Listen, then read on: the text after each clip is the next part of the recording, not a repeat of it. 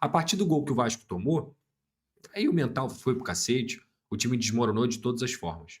Mas é impressionante a falta de capacidade que esse time tem para definir.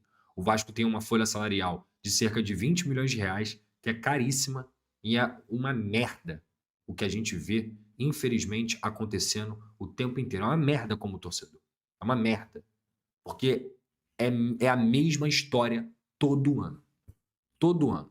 Eu fui ao Charla Podcast e falei: é, trabalho do Pedrinho, Pedrosa, departamento de futebol. O trabalho do Pedrinho é um trabalho que, pelo terceiro ano seguido, vai estar brigando para não cair. Você pode relevar ali no primeiro, por conta da questão da liminar, em relação a 777 e tudo mais. Sim, o Pedrinho foi essencial para salvar o Vasco.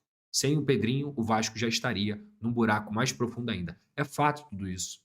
Fato. A diretoria tem vários acertos fora do campo.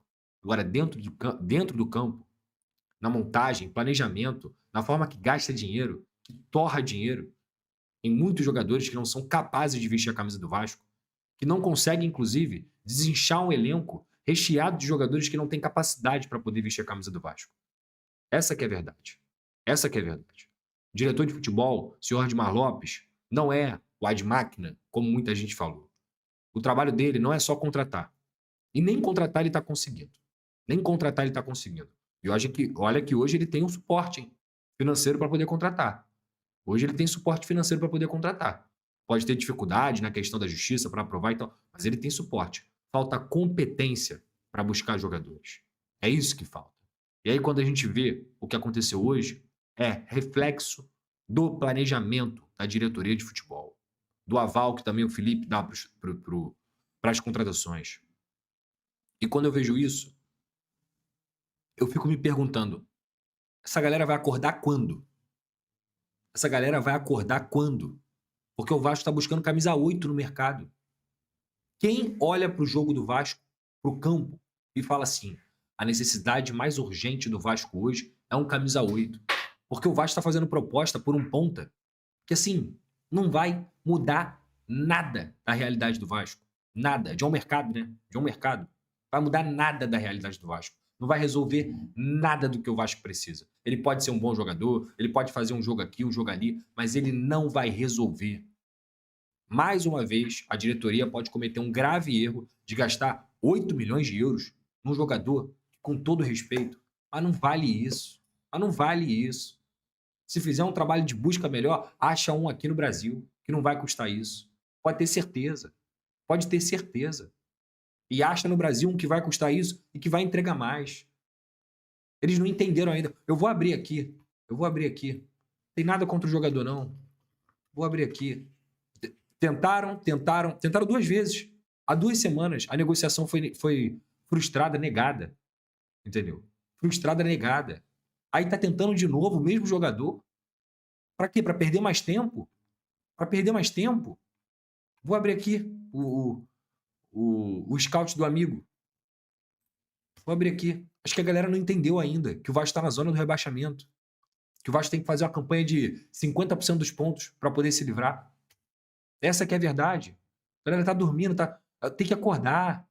Tem que acordar. Aqui, ó. Ó. Aqui. Olha aqui, ó. Vou botar aqui, ó. Vou botar aqui.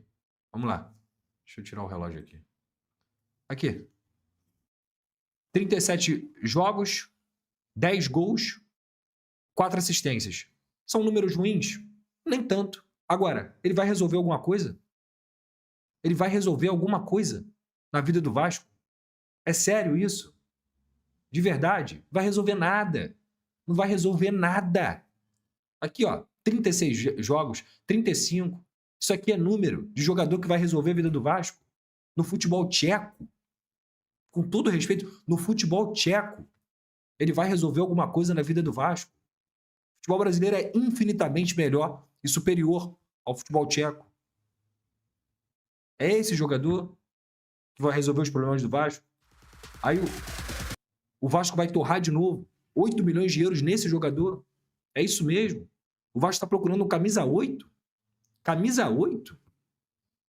Jura? Não que não precise, claro que precisa. Se for falar do que precisa de 5, 6, 7 reforços. É óbvio.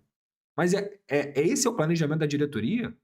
Quando você olha para o campo, De um time que não faz gol? É sério? Então, assim, é muito difícil não criticar. É muito difícil, assim, não ser duro. Porque me parece que não existe coerência no planejamento, de acordo com o que o campo pede. E o campo pede gol. O campo pede gol. Contratar atacante. Quer trazer o John Mercado? Vai lá, torra esse dinheiro. Mas traz um atacante, cara. Traz um camisa 9. Traz um cara que tem uma boa média de gols por temporada. Não faz isso, não.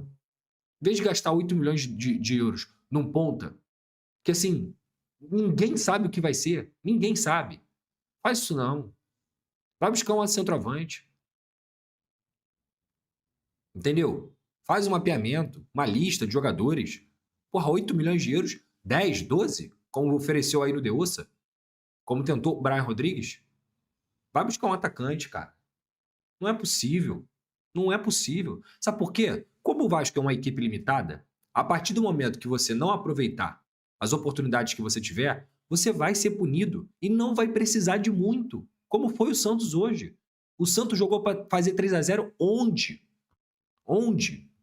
O Santos, pela primeira vez no Campeonato Brasileiro, ganhou um jogo fora de casa. O Santos não tinha ganhado o jogo fora de casa ainda. Vai para São Januário com um time limitadíssimo. E tem 3, 4 jogadores ali acima da média, mas limitadíssimo. Mal treinado pra cacete pelo Cuca. Eu assisto o jogo do Santos à torta e à direita. Time limitadíssimo. Não que não tenha merecido a vitória hoje, tá? Não tô desmerecendo, não. Eu só tô evidenciando o quão frágil é o Vasco. O quão limitado é esse time. Entendeu? E aí você tem um técnico que organiza, que tem ideia de jogo, que hoje teve defeitos, problemas na hora de substituir, sim, é verdade, mas o cara olha pro banco e ele pensa, porra, vou tentar fazer alguma coisa diferente. Hoje ele tentou fazer alguma coisa diferente, uma coisa diferente, e não deu certo, porque os jogadores não respondem, porque ele tá botando o David, porra. O David, em 2026, diretoria. Agosto, diretoria. O David, que não entrega nada. Nada. Absolutamente nada. Você traz o Brenner e traz o Spinelli, tem até alguma coerência naquilo ali. Vamos tentar, vamos testar. Traz o Brenner, bom jogador, já foi artilheiro no São Paulo. Traz o Spinelli, que tinha feito 28 gols no ano passado, como um teste, como uma aposta para ser reserva. Tranquilo. Mas, irmão, agosto, quase setembro já, metade de agosto. Já não deu para perceber que não deu certo?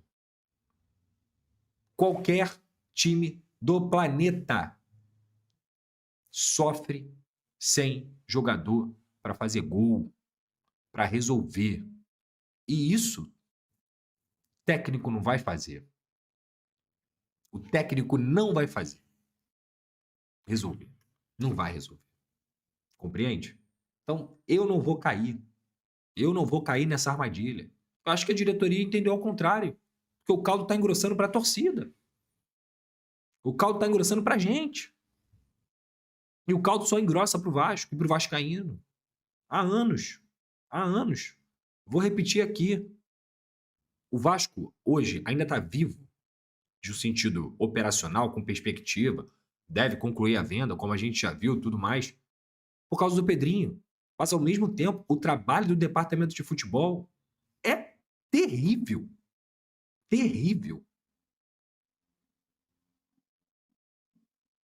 Compreende? Então, a gente tem que parar de cair nesse ciclo de que tudo é treinador, tudo é... Não é. Não é. Quem assiste aos jogos do Vasco vê claramente que o trabalho do treinador tem coerência, é competitivo. O cara trabalha, o cara estuda, o cara tá dando oportunidade, tá criando padrão. Repara bem a jogada do que o Tietchan perde o gol, como é uma jogada inteligente que o Vasco faz. Tabela, Paulo Henrique, Andrés Gomes, que estão cada vez mais entrosados, passe para trás do Paulo Henrique. Isso é jogado, isso é ensaiado, cara. Repara a quantidade de vezes que o Robert Renan consegue inverter a bola para pegar o ponta no 1 contra 1. Quantidade de vezes que o Vasco tem mecanismos interessantes. Hoje, o próprio Robert Renan, que até então estava fazendo uma ótima partida. Óbvio que 3-0, acabou. Ninguém quer saber dessa merda. Mas ele também perdeu um gol de cara. não é a função dele, mas perdeu um gol de cara também, sabe? O Piton teve a oportunidade, perdeu também. O Colídio, na hora de dar o passe para o Andrés Gomes, deu um passe mais forte, perdeu a oportunidade. E fora tantas outras chances que não são claras, mas que poderiam se tornar chances claras, e não se tornam por quê? Por tomada de decisão errada. Hoje o Vasco finalizou 19 vezes. 19. No último jogo finalizou 20. Contra o Bahia, deveria ter vencido o jogo. Criou melhores oportunidades também. Jogou melhor. E aí? O Santos também teve chance? Claro. Teve a chance do Gabigol. Teve a bola na trave. Isso tudo é verdade. Mas a dinâmica do jogo muda muito quando você consegue converter suas oportunidades. E no caso de hoje, não foi especificamente o Santos. Isso é uma tônica do Vasco durante a temporada inteira. Inteira. O Vasco está prestes a ser rebaixado novamente. E parece que a galera não está muito preocupada. Parece que a galera lá tá tudo bem. A janela é longa, né, Edmar? A janela é longa. E, cara, porra, cara, eu respeito muito, eu tento ao máximo respeitar o trabalho dos profissionais. Porra, ao máximo, cara. Eu me esforço de verdade, cara, para não fazer o que eu tô fazendo aqui. Me esforço. Mas tem hora que enche o saco, mano. Tem hora que enche o saco.